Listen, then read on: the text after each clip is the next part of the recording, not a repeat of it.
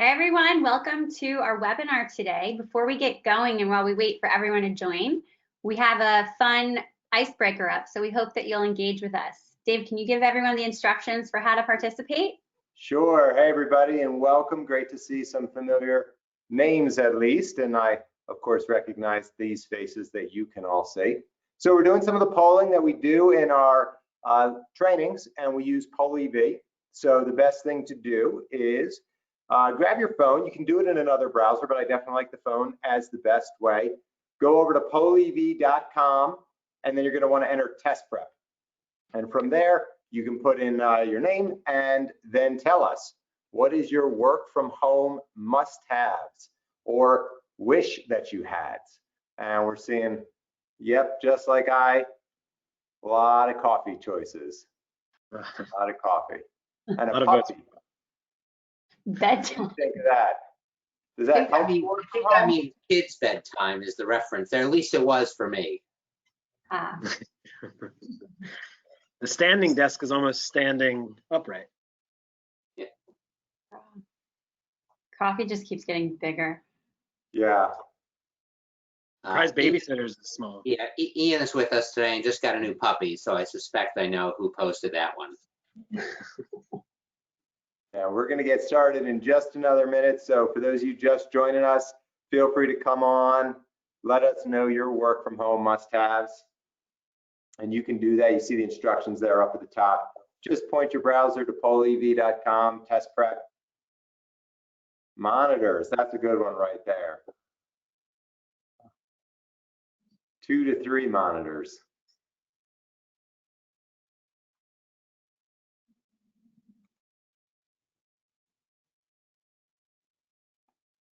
And I can see a bunch of people are still signing in. So I expect we'll get some more responses here.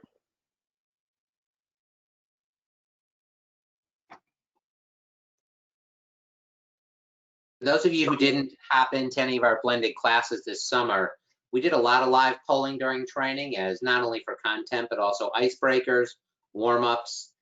We asked for candidates' favorite TV shows. And given that I'm from Chicago, if they didn't respond to The Last Dance, I immediately kicked them out of training and let them go to somebody else's course, because that was a flawed response. If you chose something like Ozark or Sopranos or something like that, that was immediately worse than any Michael Jordan related documentary. I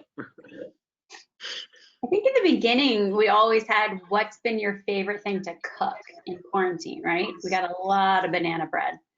Yes, and also a lot of liquor chosen as a response. We got gin. We have gin here on the work from home must-haves. Yeah, I saw wine in there. Never know what I have right here in this mug. Yeah, Dave, what's your work from home must-have? For me? Yeah. Oh, mine is the standing desk monitor setup, and it's a good one. I'm always work from home. I've been for almost 2 years now, so we got quite the setup. It's the normal routine. Brian, how about you? What's your must-have since being home? I mean, I like a metal straw. I'm partial to a metal straw, and also to a door that closes. You need quite little, we've established. Also, fuse box. If you don't have a fuse box in your background, I don't know how you can be productive. So I encourage you, any of you who are working in a room without a fuse box, you might want to reconsider that plan. Yeah, that certainly adds ambiance. A good restart on the computer. Yeah. Well, we're right about at 12:30. Let's see if folks are still logging in. Yep, I'm seeing some folks log in. We'll just give them 1 or 2 more minutes, and then we will kick things off in earnest. And for those of you who are just joining, again, we're going to be doing some polling today. You can help and participate in the polls by pointing, I think, the easiest things on your phone with your browser. Go to pollev.com in the web browser there, pop in test prep, and then you can answer the questions that we've posed. Work from home must-haves being the one here. Skinny Pop, we know who that is. One of our colleagues is addicted. Is that the right characterization of that? That's accurate. Yeah, that's accurate. Oh, Windows. Somebody likes Windows. Real Windows or Windows software? Hard to know. Looks like babysitter got a lot of action. I would agree with that. Although coffee came out early and Coffee is stayed king. the course as the most popular response. All right, well, great. Thank you all for participating. My name is Dave Meshkov. I'm going to just run us through a little bit of housekeeping before I turn it over to Liza to kickstart us formally. And what we're going to do is just run through some of the GoToWebinar information here. So basic housekeeping. Number one, session is being recorded. So if you have to step away and want to catch what you missed, or you have a colleague who wasn't able to participate, let us know. You'll be getting a link to that recording later on. If you need to adjust your audio, you're having any trouble with your Wi-Fi or otherwise, on your control panel, you can click that phone call button. It'll give you a telephone number to call, and then you can get the audio that way. If you want to move our webcams, make us bigger, smaller, put us on the side, you can certainly do so. Make it an experience that works best for you. We're going to be showing our slides and coming on and off to do our presentation here. And then importantly, if you have questions that arise during the presentation, go ahead and chat those or post those questions for us in the question pane. Those don't go to everybody, they only go to the KM team, and we are going to have our staff monitoring it. So if you have any IT issues or questions that you want us to answer as panelists, go ahead and put them in at the time they arise. And when we hold time at the end for our Q&A, we'll have that list and we'll pick through those, answering them, keeping you, of course, anonymous if it's something that would be useful for the whole group to hear. And lastly, like I said, if you just joined in, I know a couple of you are just hopping on now, we are going to be doing one or two more polls, and you are going to be doing that at pollevy.com/testprep. If you did just join and you want to tell us what your work from home must-have is, that is the current poll that we just finished. With that, let me pass it over to Liza, who's going to kick off our 2020 Wall Street Training Debrief. Awesome. Thank you, Dave. And thank you everyone for joining us today. Welcome to our first ever Wall Street-wide training debrief. My name is Liza Strife. I'm the CEO at Knopman Marks Financial Training, and I'll be your moderator today. I think we can all agree that 2020 has been one hell of a year. All of our plans for training season this year were completely upended by a global pandemic just a couple of months before training kicked off. And everyone on this call, program managers, our team, our faculty, everyone was involved in an epic pivot to move so many pieces of logistics, training, onboarding, and these students' experience online. There were a lot of unknowns as we headed into this summer, but I'm thrilled to report that on the other side of this summer, we have fantastic results to report, and we're going to dive into that today. We're going to structure today's conversation into two parts. First, we're going to look at summer of 2020. What just happened? How did we pivot? What exactly was the blend? And what were those results? Then we're going to turn our attention to the future. Broadly, about the future of work and learning. What do we all need to be thinking about? What are the trends in the future of learning as we aspire to train the next generation of financial professionals? And then specifically, as we look to planning season already for 2021, what needs to be on our radar? With me today, I've got an amazing team for you. Everyone come on, say hello. These are going to be your presenters for today. You're going to hear from our president, Brian Marks. You're going to hear from the head of our course design, the amazing and brilliant Dave Meshkov. You're going to hear from our strategist, Suzanne Reese. She's an authority on the future of work with her new book coming out in January. And you're going to hear from my favorite and yours, your go-to program management lead, the talented Mr. Michael Verdi. They've got a lot of information to share with you today. But before we get into the nitty-gritty, I just want to set the stage for you. When we say Wall Street-wide training debrief, what does that really mean? Well, the data we're going to share with you today encompasses 50 firms across 333 programs with over 4,000 students training with us this summer, and that's for over 12,000 exams. I think it's fair to say this team has been very busy the last few months. So first, we're going to start with what exactly happened this summer. What did the summer of 2020 look like? And Dave, as the head of our course design, is going to really unpack that for you. What was this pivot to the blend? And really, what did the blend look like? Dave, take it away. Thanks, Liza, and thank you all for joining us today.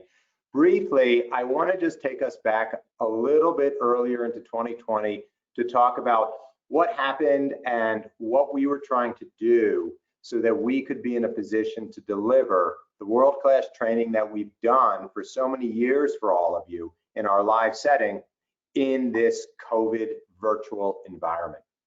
And what we pivoted to was this blended model of training where we flipped the classroom.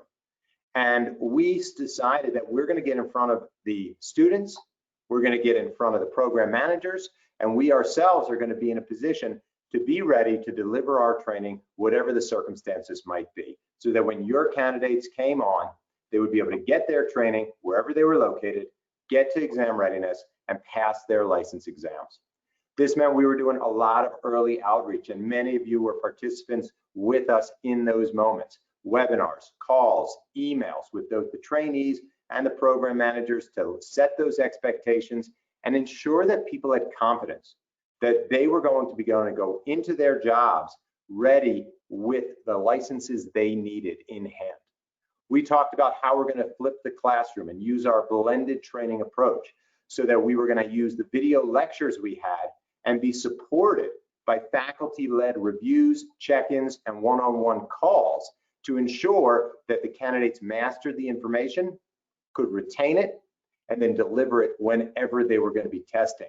And this third point about whenever they're going to be testing was a new addition to our training offering as well, which is that we had to provide post-class support because we lost that uniform test date that so many firms would use, where testing would happen 1 day, 2 days, 3 or 4 days after training, and everybody was together. This summer, as you all know, people tested at different times, sometimes right after training and sometimes much further out. And so we developed our running in place model to help candidates remain exam ready for whenever their test was going to be. Review sessions, recordings, additional supplemental materials, all in furtherance of keeping that knowledge available and then letting them pivot into exam readiness right when they needed it.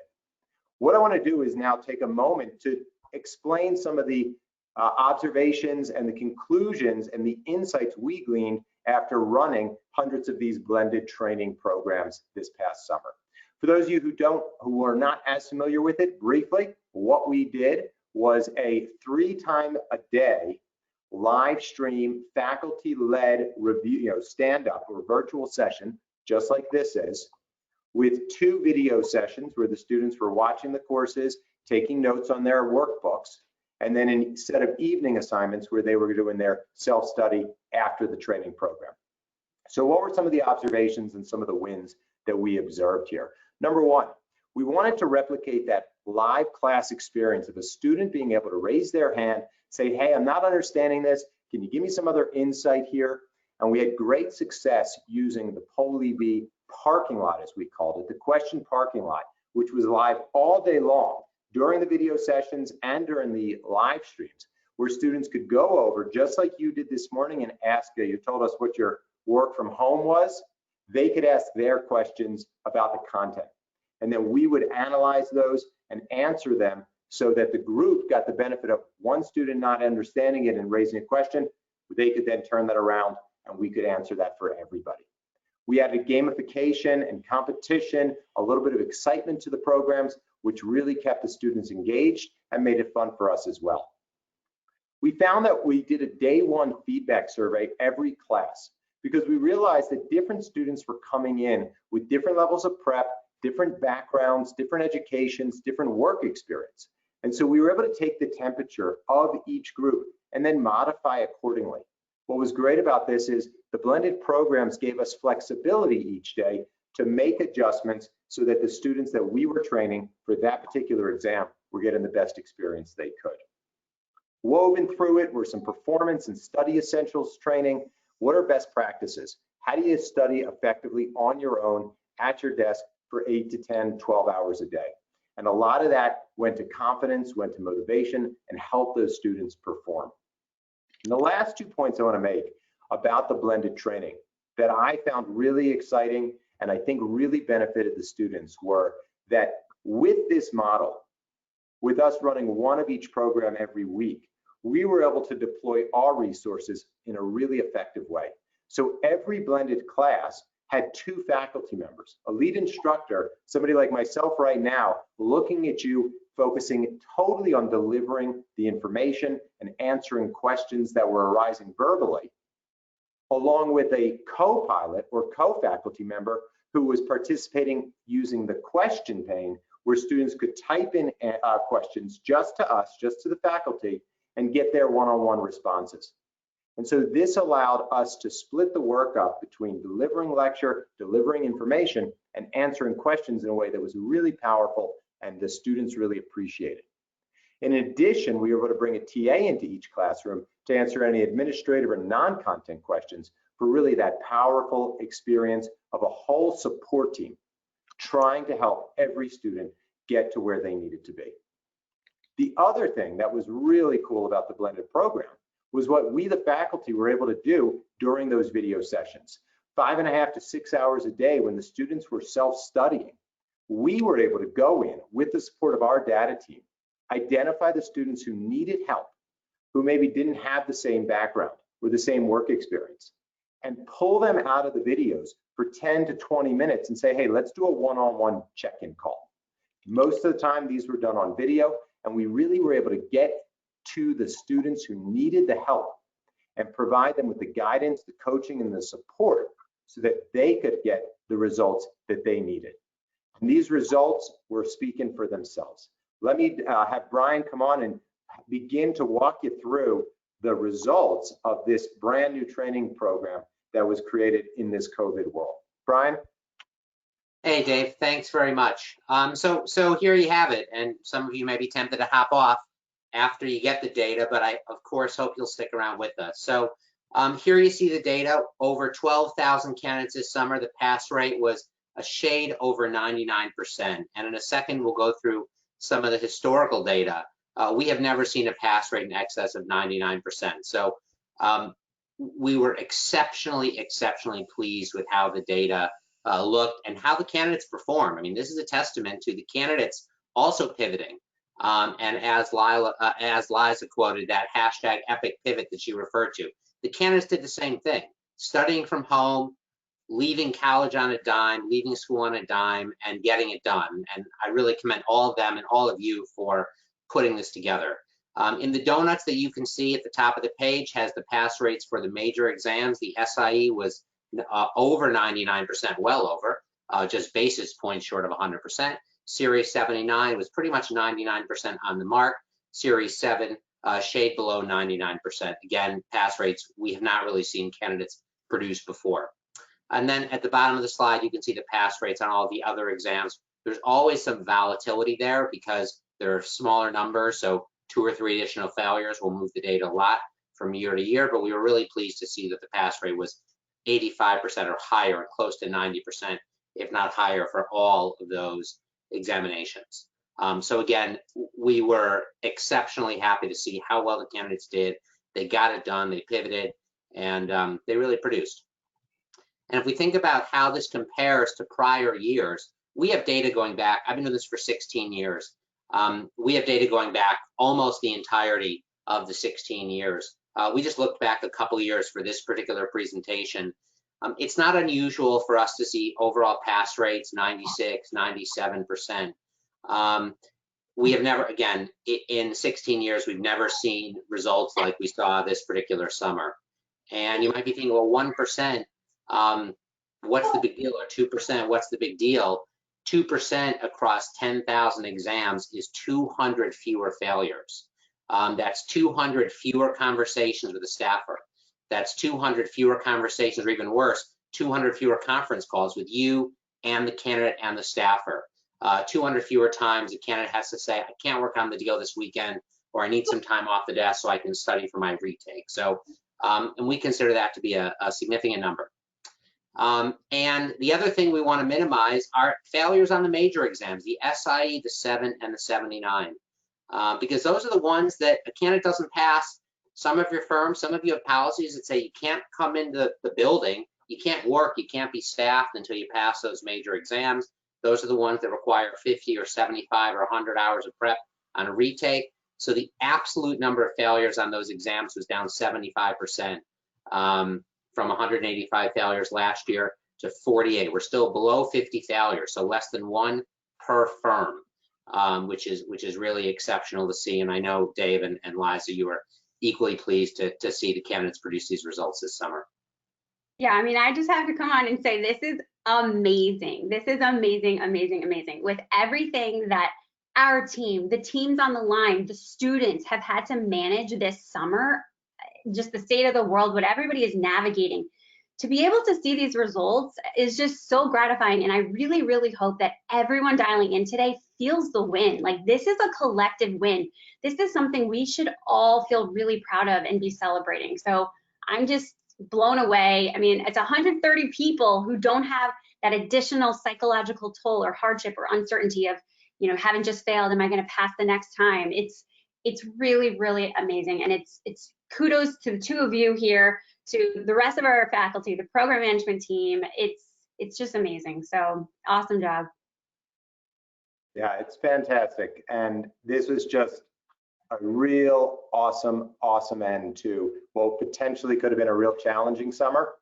And it came out to be our best summer ever. And really, it is awesome. Last year we thought we did as good as we could, and then this year again, and 2021, I don't know where we're going to go.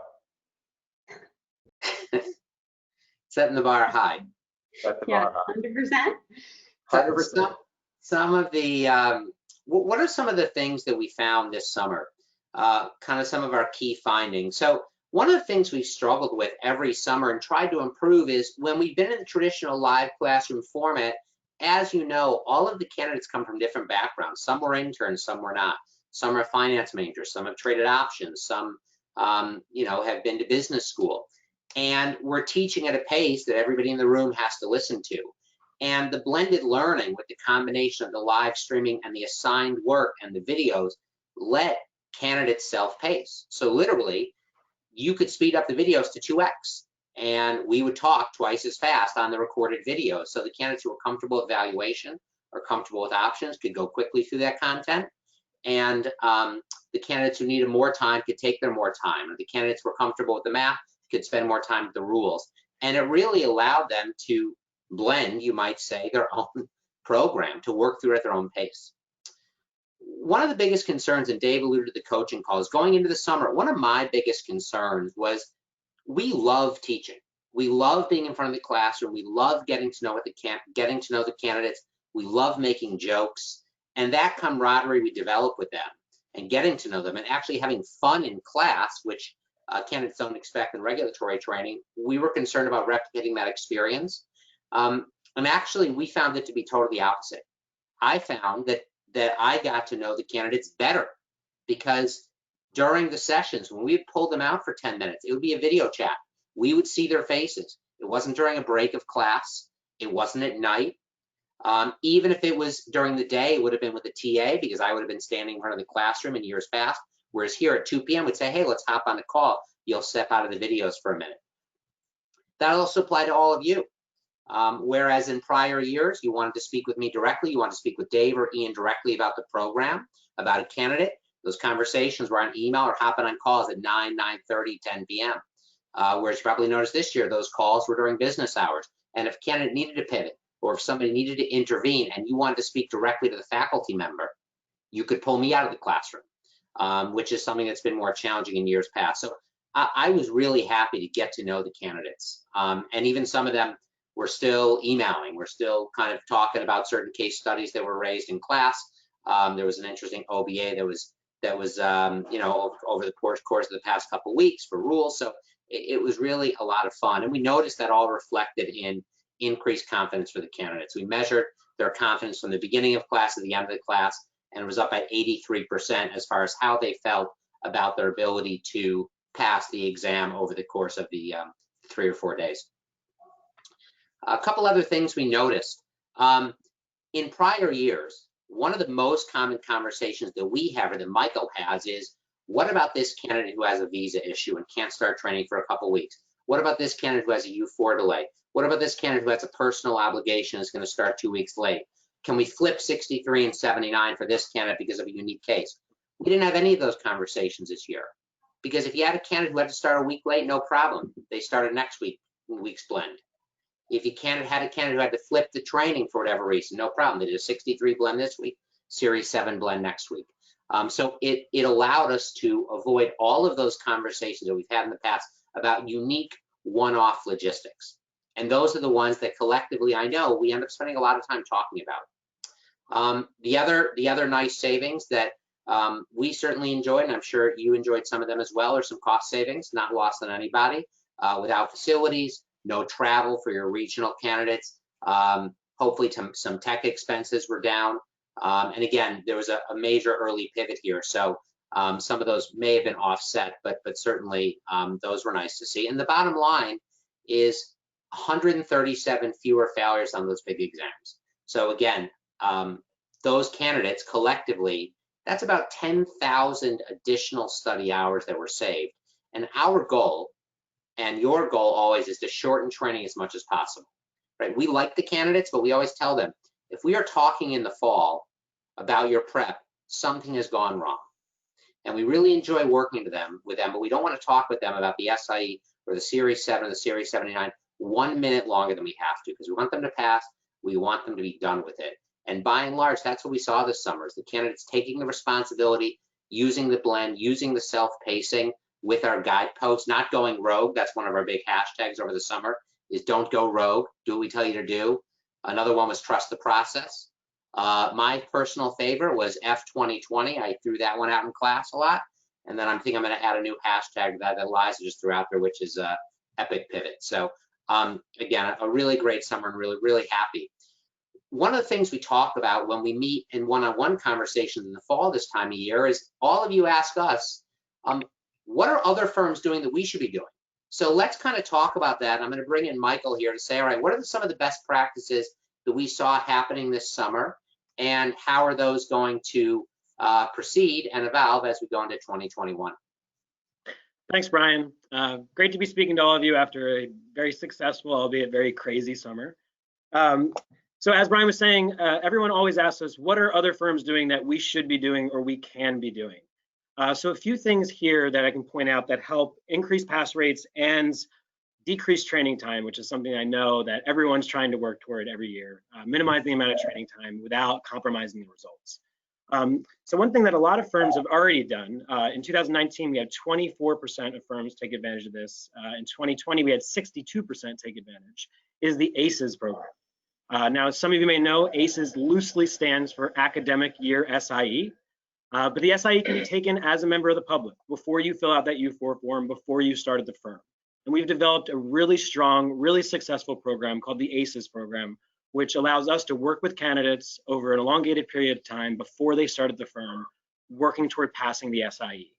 We have great pass rates and great results, and we'd like to see more firms adopt the ACES program going into next year.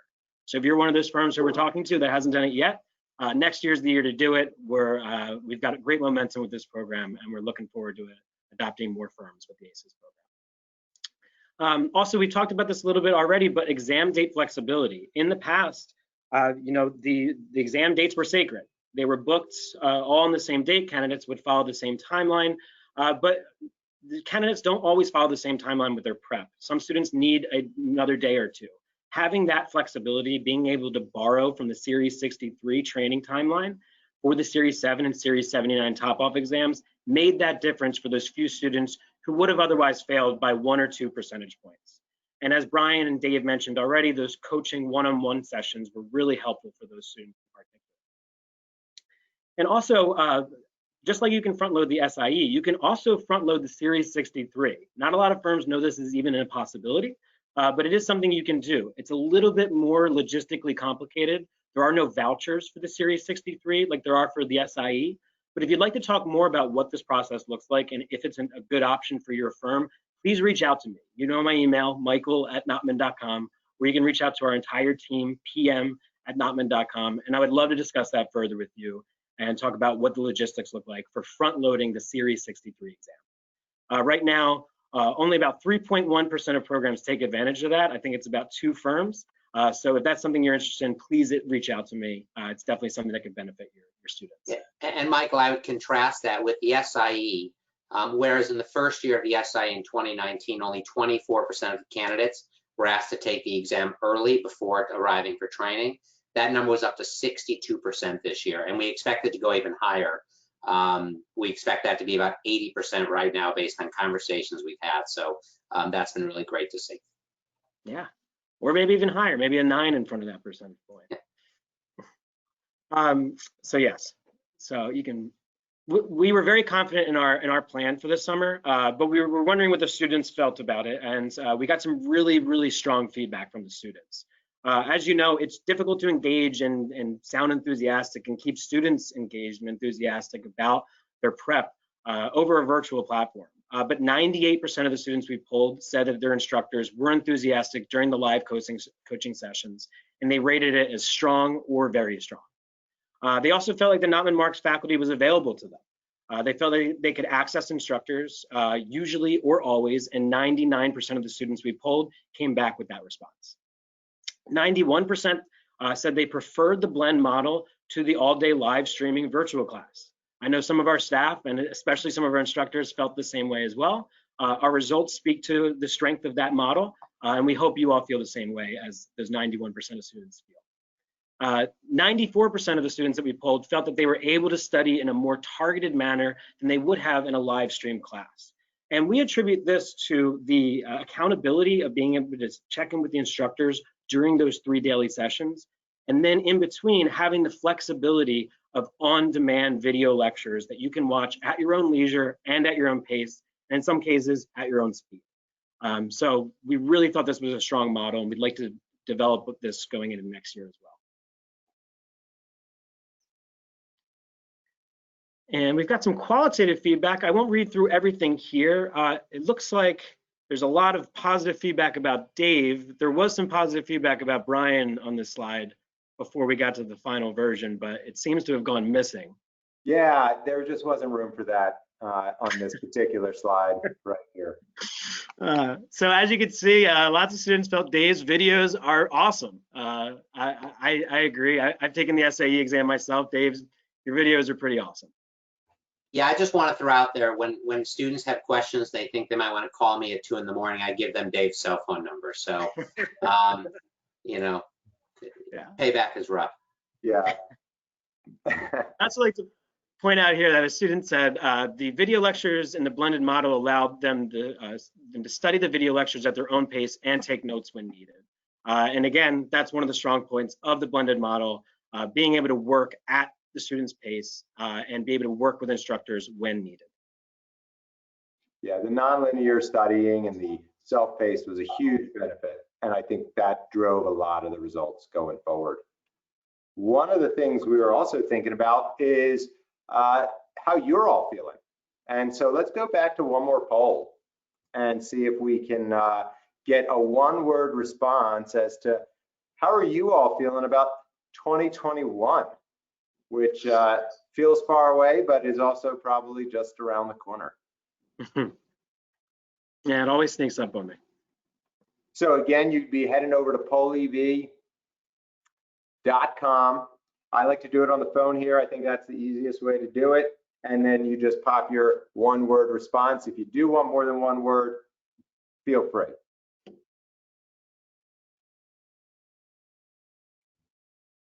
And we got 7 results. I'll give people another moment so as to not persuade anybody else. This is what we do in the live in the classes. We hold back before we show the right answer, and then people all start jumping in. So And once we get use, to 10 while results, we're waiting on that, we used a live polling for tons of reasons in class. We did it with the icebreakers. We did Q&A together, so we had an ABCD with a practice question on the screen. The parking lot that we did together. I was asked to apply my PoleEV knowledge to host a virtual class cocktails for my kindergartner just the other day. So we played a fun would you rather game with all the parents to get to know them. But the live polling is great. It's really fun, and it brings the students into the classroom. And with 600 candidates, you get some interesting and sometimes creative responses. All right, here come some of the answers. Optimistic, too soon. Excited. Awesome. Let's see if we just throw these up in this way. There we go. Get them all coming here right away. What optimism. Family time. There we go. Can't be worse. 21 can't be worse. Well said. Well said. COVID free. I agree. I agree. Remote, it's on the nose.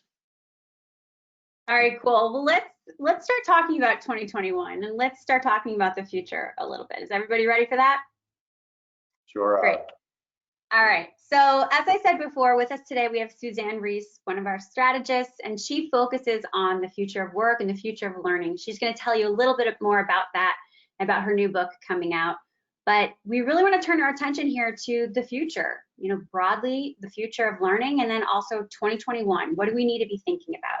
So Suzanne, let's listen to you a little bit about what are the trends, what are the things that we all need to be thinking about? Thanks, Liza. Hello, everyone. I realize I'm a new face to many of you. I'm really excited to take a few moments to broaden the conversation to a topic that is near and dear to me, the future of work and the future of learning. I've spent about 2 years researching and writing a book about the future of work, partnering with the US leader of the future of work practice at Deloitte. The book is coming out in January. And today I'd like to offer a little sneak peek of some of the larger trends at play as we look to the future of work and the future of learning. So one of the most fascinating parts of my research were the examples of companies and individuals that were meeting great challenges with agility, resilience, and innovation. And these are all essential to thriving in the future world of work. And these are also essential to thriving today. And that's one of the things I think we all learned when the coronavirus took root. Suddenly, we all entered what turned out to be a time machine to the future. And the choices for so many businesses and individuals was panic in the face of so much uncertainty and change, or pivot to something new. And many business leaders pivoted on a dime to reimagine what they did and how they did it. At the very start of the pandemic, we saw General Motors shut down car production and in an unprecedented move go into the ventilator production business. And we saw Uber launch a courier service so drivers could keep working by delivering packages and medicine and pet supplies. And we also saw Knopman Marx rethink how to deliver the best training for their students. And I have to say, it was remarkable for me joining the team to have this up-close view of Knopman Marx creating and implementing the blended approach almost overnight. What this team was able to deliver to all of you in these challenging times was an amazing feat. And that's one of the most fascinating aspects of the future of work to me, that it's a call not only to do the same things, just faster or at a lower cost, but to do things better. And that's what we saw with the blended model. We saw a better experience for students and better outcomes. And of course, we're very interested in the future of learning. And the future of learning is characterized by a shift from the teacher as a sage on a stage who's lecturing to a passive audience, to the teacher who is more taking on the role of a partner or a coach or a mentor. And the blended model really allows students to have more time with faculty members than ever before. And so they can get this mentoring and coaching to get to that pass. And the future of learning is also characterized by a willingness to shift gears and to be adaptable, especially in times of uncertainty. And these are key components of a growth mindset. Carol Dweck over at Stanford developed this concept, and it's a way of thinking that allows you to test things out, to fail, to learn, and to change. You don't have to be perfect and get it right on the first time. And her research over 20 years shows that a growth mindset allows us to thrive even during the biggest challenges of our lives. We're facing challenging times, and as we explore programming, we're interested in the challenges your employees are facing and how we can help them. And if you turn your attention to the numbers on the right-hand side of the screen, we asked you to consider some of the challenges your employees are facing today. And 38% of you said your employees need help navigating burnout. 24% said employees could use tools to boost motivation, especially in stressful times. And another 24% said productivity was a challenge, especially in periods of uncertainty. So this summer, we wanted to meet students where they were, at home, trying to focus on studying for their exam in the middle of this pandemic. And we took this into account when we incorporated what we call performance essentials into training. And these include building confidence, developing grit, a growth mindset, helping with focus and stress management. And so we wanted to know how we did, and we surveyed students and asked them what they thought of us sprinkling in these performance essentials into their training. And we were really pleased to see that these did make a difference to them. 86% of students said they found this content either extremely, very, or somewhat helpful. So here you have it. You've all experienced the future of work and the future of learning right here with the blended model. And it's really been inspiring to see what was accomplished this summer. And I'm excited to see how we'll continue to improve performance on exams and beyond. And now I'm going to pass it over to Brian for more on what's ahead. Thanks, Suzanne. And just to be clear, Suzanne joined us about a year ago to talk about the future of work with us and what learning is going to be like and what our workplace is going to be like. And I think when we talked about that a year ago, nobody thought that the future of work was going to be 6 or 7 months. So really fortunate to have you, Suzanne, and thank you for your insight. Thanks, Brian. Never too early to start to think about next year. I was the one who actually posted too soon, but I'm just going to do it anyway. Obviously, there remains uncertainty with regard to COVID. Will there be a vaccine? Will social distancing be required? If there's a vaccine, will people get vaccinated? Will candidates be required to get a vaccine to have training? But I really want to talk about how we can build upon what we've established this year. Again, when we talk every fall in person, we say, how can we really rethink how we offer training? And we have a nice brainstorm, but it doesn't always go anywhere because candidly, no firm ever wants to be the first to dip their toe into the water of something brand new. And yet here we all were holding hands, jumping into the Hudson River on something brand new, not because we wanted to necessarily, but because we were forced to, and it worked out really well. So we really want to talk about how we can build upon that and make us training an even stronger experience for candidates. And nothing to be said for the fact that now the candidates are ready for it. They're all learning virtually. They're enjoying blended training on campus. This notion of synchronous versus asynchronous, again, it may not work for a kindergartner, but it works for analysts and associates. So we want to build upon what we know that works successfully and what the candidates will be doing during this academic year. Right now, based on the survey data, most of you are undecided. Makes sense given that we are in Q4 of the previous year. We're not necessarily ready to turn the page. Some of you are ready to roll with the blended training, and some of you are not so sure. And we're looking forward to having those one-on-one conversations in the coming weeks. And before we talk about, I also want to talk about on the next slide, what are some enhancements that we are making for next year? And in a second, we'll turn it over for questions. So if you have any questions, go ahead and enter them in to the question pane on the GoToWebinar, and we'll take a look and we'll moderate those. We're going to build out gamification in a big way. Again, we started this Jeopardy game, it kind of evolved organically throughout the summer, worked out really well. We're going to put some tech behind that, some live polling behind it. Knowledge-based FAQ, we find that 90% of the questions that come in are the same from candidates, and we want to build them a little bit of self-service to say, hey, I'm struggling a little bit with this definition. And they don't necessarily need me to exploit it, they just need a reminder of the definition. So what's the easiest way for them to find that in a knowledge base? What we're really excited about that I think many of you will enjoy is Manager Reporting Dashboard, which is live now. Some of you used it this summer, some of you did not.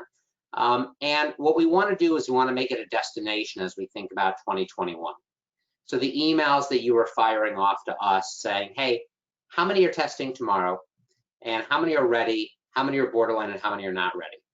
We want to put that information in your face in real time. What's the current pass rate? We want to put that information right there for you to see in real time. How many candidates do not yet have scheduled exam dates? According to us, we want to give you that information in real time. So we've already had some discussion with our development team about putting together some visuals and really enhancing that manager reporting experience. And I'm not going to talk about all of these, but the performance essentials were really good. Really enjoyed them talking about confidence, visualization in the exam. Candidates go into the test, they know it's going to be hard, but they don't always know what they're going to do if the first question is hard. And that's one of the things we spoke about. What if question 1 is a hard one? What are you going to do then? And you're not going to let it ruin the entire study experience. So we're going to build on that. And finally, we're redesigning our training center to make the action plan front and center and to ensure that all the candidates have really a beautiful and enjoyable experience as they continue to learn, even more so than they have this year. And with that, I'll turn to Liza and say not only what's an enhancement, but what's coming next, like days and weeks from now. Exactly. Thanks, Brian. A lot to look forward to, a lot of exciting stuff to work on. But in the immediate future, what can you expect from our team next? So starting next week, in your inboxes, you can expect to have your final results for your training programs. Our data team is chasing a couple straggling students, double checking some data, but please expect that information ASAP from us. You can also expect a white paper on the blended learning and the future of learning by Suzanne coming out later this month, and we'll be sure to send that to you. And finally, it's never too early to start having 2021 planning conversations. So we're going to be reaching out. We would love to connect. When you're ready to sit down, when you want to start talking about 2021 and plans, or just have any questions, reach out to us, and we'd love to start talking with you about that. And if you have any questions now, we can dive into them. Of course, if you don't have questions now, we'll have many conversations as we lead up to planning for next year. But if you do have questions, send them in and we'll dive into them today. Thank you, everyone. Thank you, all of our presenters, for all of this information. I'm going to invite you to come back on now. If there are any questions, we'll get into them. And thank you, everyone, for attending today. And I hope that you enjoyed it. I hope you found this useful and valuable to take back to your teams. All right, let's see if we have any questions. Great job, guys. Thank you for all of that. We have one question about the cadence of the blend. Maybe Dave, you could take that. They asked, this year the blends were every Monday, Tuesday, and Wednesday. Do you anticipate changing up the schedule or adding any additional training days? It's a good question, and I think our intent is to keep it as it was because it offered students the ability to prep in the weekend prior, get themselves done through the pre-work. 3 days seemed like the right amount for the videos and things that people were required to do, and then gave candidates who were testing Friday, Saturday, at the end of the week, 1 more study day. So I thought that those 3 days worked well, and I loved the fact that we were able to run those programs every Monday, was kickoff and it was just set. So Brian talked about that flexibility of, were you delayed, of those folks who did have to come back to class, that it was easy to say, hey, it's starting on a Monday, you come back, and that uniformity gave a lot of support to the group. So I think that we'll look to keep those over those 3 days every week. Great, thank you. We just got a question in. Brian, maybe you can speak to this. The question is, have you heard from across the street if people are planning to utilize the blended approach for 2021? Is that your vision? So the data that we've had some anecdotal conversations with some of you. Those conversations have been with those of you who your training is totally done. Many firms we're still working with additional exams, delayed exams. So we're not ready to turn the page to 2021 until truthfully we've closed out 2020. But just to be clear, we love live training. I really love being in a classroom. The summer's incredibly busy, but it's fun. And it feels good when you're sitting in a live class and you make a joke and 50 or 60 people laugh, or in Dave's case, maybe even 65 people laugh. You know, in a blended class, you have to be confident making jokes literally into the void. And I just hope that people are laughing. A couple of times I cracked myself up this summer and at least one person laughed. But that being said, when we think about what is the best possible learning format for the candidates, and we know your candidates pretty well at this point, having been fortunate enough to work with your firm, with you and many of your firms for a number of years, the ability to self-pace somewhat, meaning that not all the time, we don't see them and say, hey, good luck on your test. The ability to self-pace somewhat, say we see them in the morning, here's what you're doing, we'll see you in a couple hours, here's what you're doing, we'll see you for a review. That allowed them to kind of blend their own espresso. Suzanne has a quote that she found that I mess up every time, but you can blend your own drip coffee, your own cappuccino, your own espresso, spoken by a scholar much better with words than me. And that's what we really like. So we want to have these conversations about saying, how can we continue to find the best things about a live classroom and the ability to self-pace? And we're looking forward to those conversations in the coming weeks. Thanks, Brian. Brian, maybe you can take this, or maybe Michael, about program management team. Did you see an increase in the number of candidates paying out of pocket and choosing to take the SIE early? Yeah, I can begin to speak to that, and Brian, if you want to add anything. Yeah, we definitely saw an increase. I think the more time passes that the SIE is around and the more students learn about it on their college campuses, the more common that's going to become. You know, students going out of pocket and paying to take the exam on their own. A situation that could present is if a student does take it on their own time and fails the exam, and that somehow affects you know, pre-booked SIE exam for the group. That's something that you know, we've warned against for firms that are doing a formal training program, is make sure you tell your candidates not to take the SIE exam ahead of time, that we have dedicated training scheduled for that. But really the path of least resistance we found is the ACES program, having some structure to taking the SIE before the start of their actual program. Brian, Yeah, I think that's exactly right. Again, we saw an increase. Well over half of our candidates were asked to take the SIE early. And we had some candidates from firms with formal training and said, you know, I already took the exam, I paid out of pocket just to get out of the way, because they had a friend or a roommate or somebody else they knew who was asked to take it early. So then during formal training, they had a free week because all their other colleagues were in SIE, or the beauty of the blend, they could roll into 7 or 79 training a week early at that point. A lot of the conversations about taking the SIE early continue to center around HR. Can we mandate it? I think we've reached a critical mass where we're never telling a candidate it's required. But in 2 years, we've never had a candidate once to say, do I have to do it now? Is my job offer contingent on doing it now? And if they had, I think maybe in 2019 when one candidate said, we said, no, you can do it later. And that's up to you. And most of them chose to do it anyway because they saw that's what everybody around them was doing. Great. Suzanne, we have one for you. What is the title of your book? I guess I did not say it. Can you show that? Thanks. The full title is Work Disrupted: Opportunity, Resilience, and Growth in the Accelerated Future of Work. And it is coming out the first week in January. I wrote it with Jeff Schwartz, who leads the Future of Work practice at Deloitte. And you can pre-order on Amazon if you want. Awesome. I cannot wait to receive my copy. We have another question for program management team here. Would you recommend that the firm continues to do group reservations or ask the individuals to schedule the exams on their own? It's a great question. It's one that we actually had a conversation about internally over the past couple weeks, and I don't have a fully formed opinion on it yet because there's still some information that's out there to collect. For example, online exams are available for the SIE and the Series 7, but you cannot bulk schedule online exams yet. Will online testing be available for the 79?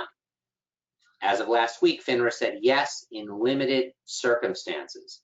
So there are some questions out there. We had a lot of conversations with all of you in April about scheduling. Every candidate scheduling this summer on their own was going to be a disaster. Candidly, it wasn't. It was pretty smooth. Now, that being said, it's nice when there are group exam dates booked. So, you know, I'm not trying to evade. I'm just trying to say that we're looking forward to having those conversations and deciding on the best strategy forward, pending some additional information from FINRA and Prometric. You know, one piece to add is that because of the circumstances of this summer, internally from our team, we developed and had our data team sending out and affirmatively seeking exam dates so that students wouldn't fall through the cracks and that we could get in front of them when needed. And so I think there's some additional support available for that self-schedule to the extent that's where a firm ends up going. And that from a prep and a trainer standpoint, we're ready for that and can support that kind of offering, especially if the people are not all at the same location, right? If the students remain kind of work from home or they're in different locations, then it's going to be much more challenging. Okay, great. Well, thank you guys. Those are all the questions we have. And obviously, if you have more questions, you know how to reach us. Oh, we have one more come in. We'll get to it. Actually, it's just somebody giving us a great big shout out. So thank you for sending that in, saying incredible summer with the remarkable results. Thank you so much for sending that in. Okay, guys, thank you for all of you participating and joining us today. We really, really do feel that this was an amazing summer. This was an epic pivot that everybody on this call was a part of. So it's been awesome to work with you. As always, thank you for the opportunity. Thank you for the opportunity to work with your students, to work with you. It's been an honor, and we're excited to start talking about 2021 and beyond. Thanks, everyone, for today. Hope you have an awesome day. We'll talk to you soon. Thanks, everybody. Thanks all. Bye-bye. Hi, everyone.